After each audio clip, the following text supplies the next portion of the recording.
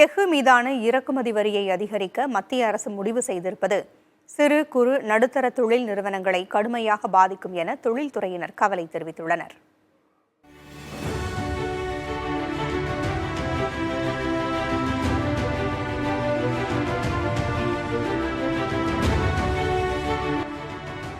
Automobile, பொறியியல், grinder, pump set உற்பத்தியில் எஃகு பொருட்கள் முக்கிய பங்கு வகிக்கின்றன.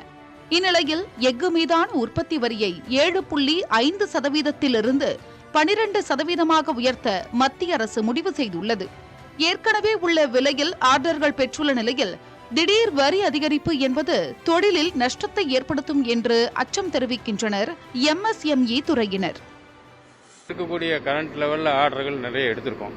இப்போ உதாரணத்துக்கு ரயில்வே துறையில் எடுத்துட்டோம்னா அவங்க முதல் காலாண்டில் டெண்டர் போடுவாங்க, ரெண்டாவது காலாண்டில் ஆர்டர்களை ரிலீஸ் பண்ணுவாங்க.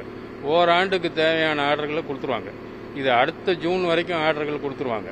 இப்போ நாங்கள் குறைஞ்ச ஸ்டீல் விலையை அடிப்படையாக வச்சு எடுத்த ஆர்டர்கள் இப்போ இம்போர்ட் டியூட்டியை கூட்டினா ஸ்டீல் விலை திருப்பியும் கூடும், எங்களுக்கு திருப்பியும் நஷ்டமாகும். அதனால் நாங்கள் என்ன கேட்குறோம்னா, அரசாங்கம் இம்போர்ட் டியூட்டியை கூட்டுறதோ குறைக்கிறதோ அல்லது அவங்க ஃப்ரீ மார்க்கெட் பாலிசியை கடைப்பிடிக்கிறதோ, இது எந்த முடிவுக்கு போகிறாங்கன்னாலும் எங்களையும் கன்சல்ட் பண்ணணும்.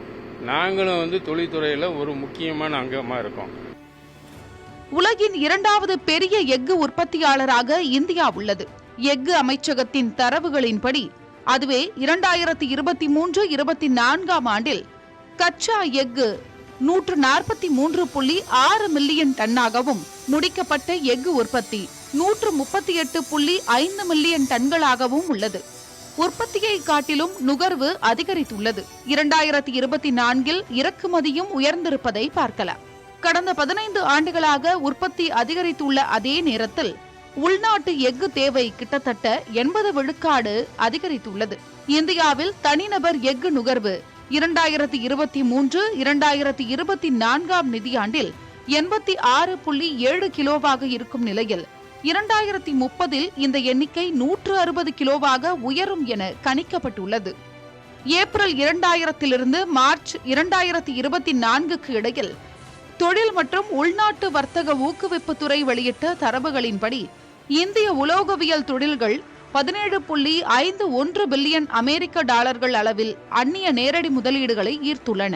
கொரோனா ஏற்படுத்திய தாக்கத்தால் சிறு குறு நடுத்தர தொழில் நிறுவனங்கள் கடும் பாதிப்புக்கு உள்ளாயின.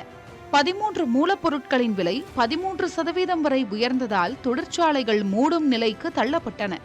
இந்நிலையில் மூலப்பொருட்கள் மீதான இறக்குமதி வரி அதிகரிப்பு என்பது பெரு நிறுவனங்களுக்கு மட்டுமே சாதகமாக எடுக்கப்பட்ட முடிவு என குற்றம் சாட்டுகின்றனர் கோவையை சேர்ந்த தொழில்துறையினர். அதன் பிறகுதான் ஒரு அளவுக்கு இந்த இந்தியாவில் கடந்த 2022 இன்றைய வரைக்கும் தொழில்துறையினருக்கு மூலப்பொருள் குறைந்த விலையில் கிடைப்பதால் அதை பேஸ் பண்ணி இன்னைக்கு இந்தியாவில் இருக்கக்கூடிய தொழில்துறையினர் ஆண்டுகளுக்கு ரயில்வே உள்ளிட்ட துறைகளில் ஆண்டுகளுக்கு டெண்டர் போட்டு எடுக்கின்ற பொழுது இன்றைய மூலப்பொருள் கணக்கிட்டு நாங்கள் அந்த ஆர்டர்கள் எடுத்து எங்கள் ஆட்கள் பணி செய்து கொண்டிருக்காரு. இப்போ திடீரென்று 7% 12% இறக்குமதி வரி கூட்டுவார்கள். ஆனால் இந்தியாவில் இருக்கின்ற வெறும் 5% லாபம் இல்லாமல் செயல்படுகின்ற இந்த குறு சிறு நடுத்தர தொழில்கள் கடுமையாக பாதிக்கும் என்பதால் வரி உயர்வு உள்ளிட்ட விஷயங்களில் தங்களையும் கலந்தாலோசித்து எடுத்தால் நல்லது என்று கூறுகின்றனர் கோவையை சேர்ந்த சிறு குறு நடுத்தர தொழில் நிறுவனத்தினர். மூலப்பொருட்களின் விலையில் நிலையற்ற தன்மை காரணமாக ஆண்டுதோறும் தொழில் பாதிப்புகளை சந்தித்து வரும் MSME தொழில்துறையினர் பிரச்சினைக்கு நிரந்தர தீர்வாக 2 முக்கிய விஷயங்கள் வலியுறுத்தப்படுகிறது. விவசாயிகளுக்கு குறைந்தபட்ச ஆதார விலை உள்ளது போல தொழில்துறையினருக்கு அதிகபட்ச விற்பனை நிலையும் விலை நிர்ணய குழுவில் தொழில்துறையினரை இணைக்க வேண்டும் என்பதே. புதிய தலைமுறைக்காக ஒளிப்பதிவாளர் முத்துப்பாண்டியுடன் ஐஸ்வர்யா, கோவையிலிருந்து.